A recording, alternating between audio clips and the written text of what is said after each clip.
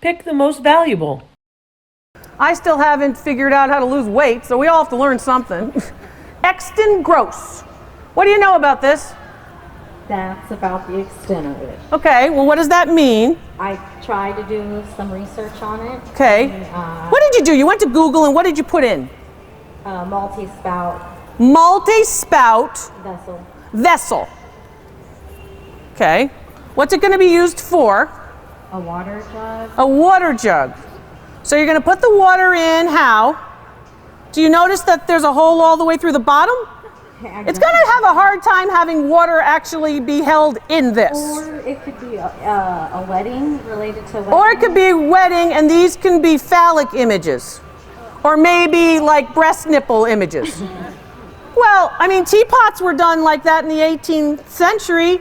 The 1700s, the idea of the top spout of a teapot, if you read the book by Jules Prown from the Yale Art Gallery, who I studied under, those teapots actually referred to the idea of suckling at a woman's breast. And that little finial at the top had a little point as if you were going to have tea to suckle at mom's breast. You know, you'd be surprised at what kind of relationships and symbolism there is. So you're thinking, maybe it has something to do with weddings or children. Maybe. Maybe. There's a mark on it. Did you notice the mark? I do. Okay, so this particular mark is how you started to research it? Yes. Okay. What kind of material is it made of? Clay. Terracotta clay. Terracotta type clay. This particular piece dates when? I don't know. Probably 1900 to 1925, trying to look like a piece from the 1450s. Okay. Okay? Where did you buy it? A free box at a yard sale. Free box at a yard sale. Let's just get rid of it. This particular piece is a tourist item, and value on that piece probably about 10 bucks. Okay. All right, not bad. This particular piece is a stoneware jug vessel, right? What's it used for? Well, I don't know. What do you think it's used for? Liquids? Yeah, you're going to put something in it, and you're going to hold this, and you're going to pour it.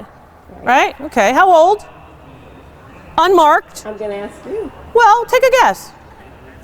You're the expert. I'm not. So you have no guess. Piece dates anytime between. Well, wait a minute. Now you're going to tell me everything. It was a doorstop at Grandma's house. Oh, all right. So you think it's old or not? Yeah. How old? I think it's. Yeah. How old do you think it is? Well, I'm asking. You're not. It's just we're not going to get into trouble. I want to see where you are.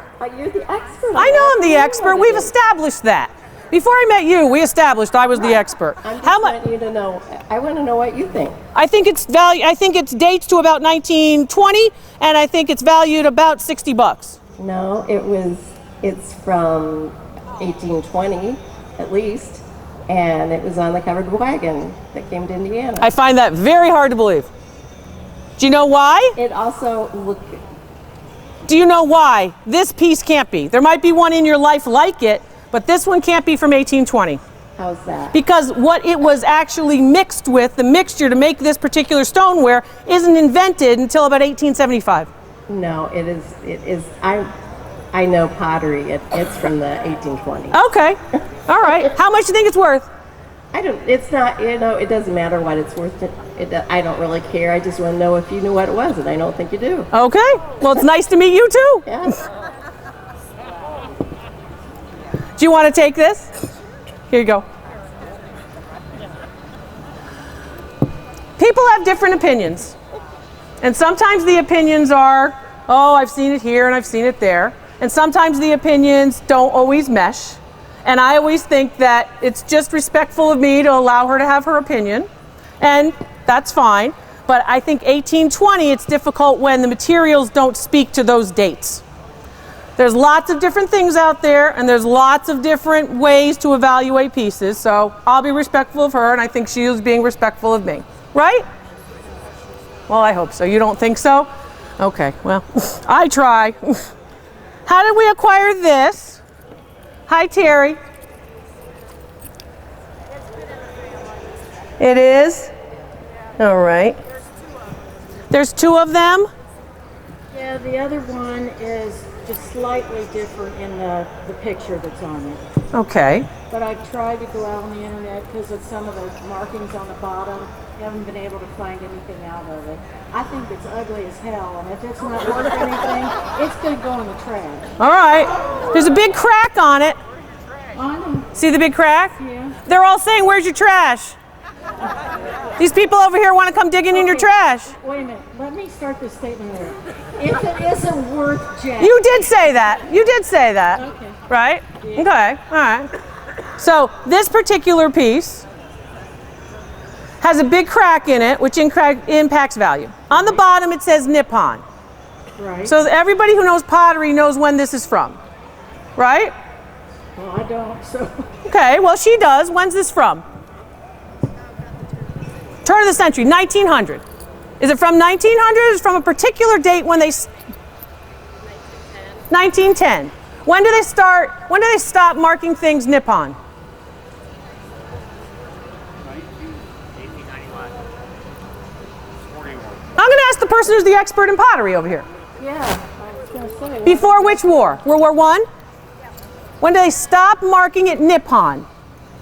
This is World War II.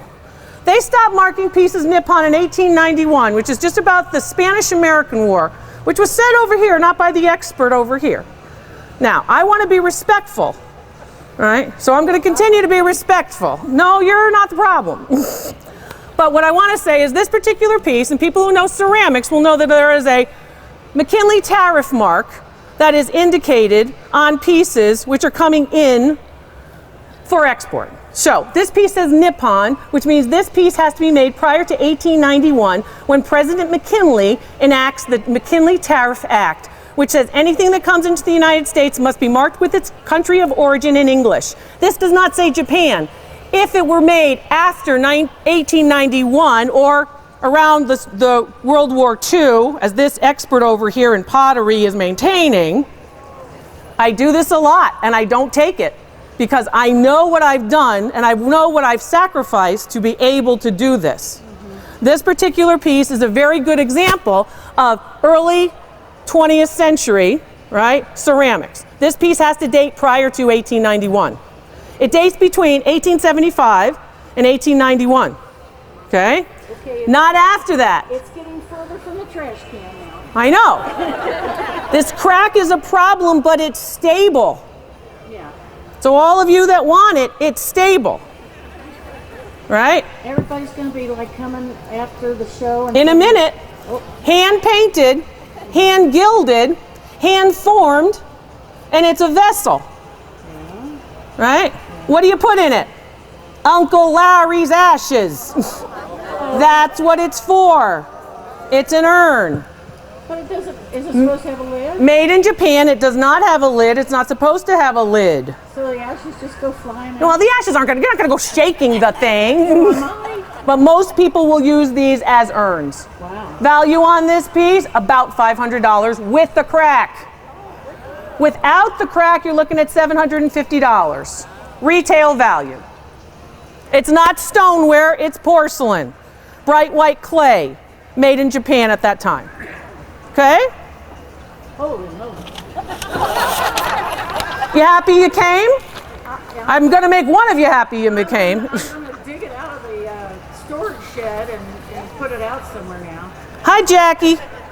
How'd you acquire this? Asian floral vase. You're saying it's Asian. Well, my friend, yes, a friend of mine that I went to high school with bought it at auction. Friend of yours that you went to high school with bought it at auction. Yes. All right. She told at auction it was Satsuma. Uh-huh. Okay. It is Moriage. Moriage. Moriage. I don't have an example of Satsuma for you here now. They usually have images of scholars and geisha girls and such on them. This is Moriage, wet slipware. So when you close your eyes and you feel your hand, you go around and around and around, you're going to actually feel the applied wet slipware on the piece. Okay? That's what you're looking at. It's a ginger jar. You see the lid? This is a foo dog, F-O-O, like Foo Fighters, the foo dog. And there are usually two of these. Okay? Do you have the other? No. Do you have a sister who might have the other? All right. This particular piece is a hand-built piece, so built by hand, probably thrown on a wheel, ceramic wheel, moriage, slipware, and then it is painted over. Value, time period for your piece, unmarked. So it's Asian in design. It dates between 1895 and 1905. Value on it, about $200. So what brought you here today, Jason? My wife. Really? She said, Jason, it's one free per person. You've got to come. Right? Okay. How'd you acquire this? She bought it in the States. She did, your wife? Yep. Really? Interesting. And I hate it. Yep. Where's the wife? All right. So you hate it. Really? She's the only one that likes it in the family. You're the only one that likes it in the family. Well, maybe you're the stylish one and they're all wrong. What do you think? What?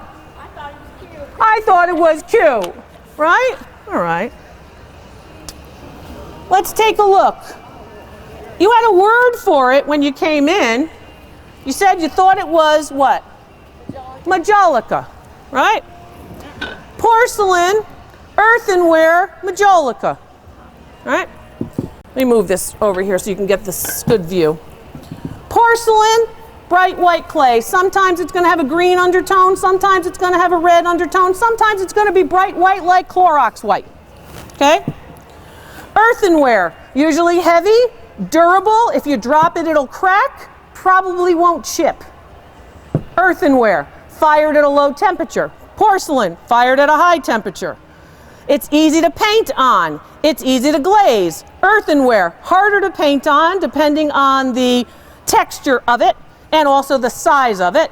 So we oftentimes mix up some wet slipware or wet clay and then we paint to get moriage. Okay. Majolica, based on the Renaissance era or 1450s to 1580s era of ceramic design and lead glaze. So this particular glaze is made with a lead base. Okay?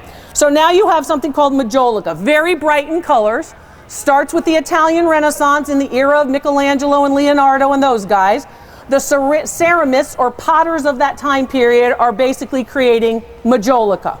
In the late 1800s, the English, like the Minton's people, revive it. Your piece is completely unmarked. Where was it made? Italy? No. England? No. America? Yes. This is a piece of American Majolica. This particular piece dates anytime between 1890 and about 1920. I'd put it somewhere around 1905 to 1910. It is the prosperity piece. The fact that around that time period we have great prosperity. Look at all we have on our table. It usually is sea creatures because it looks back to the Mediterranean. Specific places in the Mediterranean, if you've been to the bottom portion or the southern part of Italy, you will actually find lots of references to lemons in places like Naples and Amalfi, along the Amalfi coastline. You still with me? The great fishes. Any of you Italian, you know, it's Christmas Eve and you have the dinner of the 7 fishes. You have all different fish for dinner. That's a very, very typical Mediterranean thing. It's an Italian thing, been going on back to the centuries, to celebrate all of the good things that you have in your life. For me, like this show, it's a good thing I have in my life. This particular piece has wonderful forms, all hand sculpted and then hand glazed and then put together. Are you liking it anymore, Jason? You better start liking it. It's a relatively rare piece because oftentimes parts are broken off. Like these little things would be broken off over time because it's so old. Value on your piece? What do you think it's worth, Jason? More than $30, I think that's what she spent. More? Oh, she spent $30 on it? Where did you spend $30 on it? Where did you spend $30 on it? Take a microphone to your mouth. An estate sale, and I got it half price. So they wanted $60 and you asked them if they take 30. Yes. And they took 30 Yes. for this item. Yes, I bought a bunch of other stuff. Okay, so you bought a bunch of other stuff that you bought too, but for $30 your husband is complaining. Yes. Because he doesn't like it and he doesn't think it's worth $30. Right. Is that true, Jason? So you'd rather see the 30 bucks in the gas tank, right? If she can flip this piece for $1,500, because that's what it's worth, now how do you feel, Jason? That's pretty good. Yeah, it's pretty good. Now you like it a lot more, right? And estate sales. There are lots of people who are running authentic, good, upstanding estate sales. And there are a lot of people who aren't. The same way there's a good dentist and there's not a good dentist. Not everybody's bad, but not everybody's good. I've had many people say to me, oh, had the estate sale and the folks didn't know what they were doing. I think you might have met one of those folks. $60 for this? Retail value, what other people are paying for it, about $1,500. Jason, you owe her dinner and probably some jewelry and a big I'm sorry. I was right. Thank you, honey. That's a beautiful piece. It's beautiful in a lot of ways. So if you look at it, it's beautiful for this particular form. It's beautiful for gradation or different coloration on this particular piece. It's beautiful for the way the red actually just comes to life. It's beautiful for the fact that you've got both lemons on each side, so it balances the composition. You could put it any way on a centerpiece and you will actually see that this particular piece is really beautiful from every angle. Me, I'm not good looking from every angle. Kind of okay this way, don't get a look over this neck of the woods. But basically, this piece is beautiful and it shows you all the diversity of what's in the sea. It's gorgeous. Gorgeous.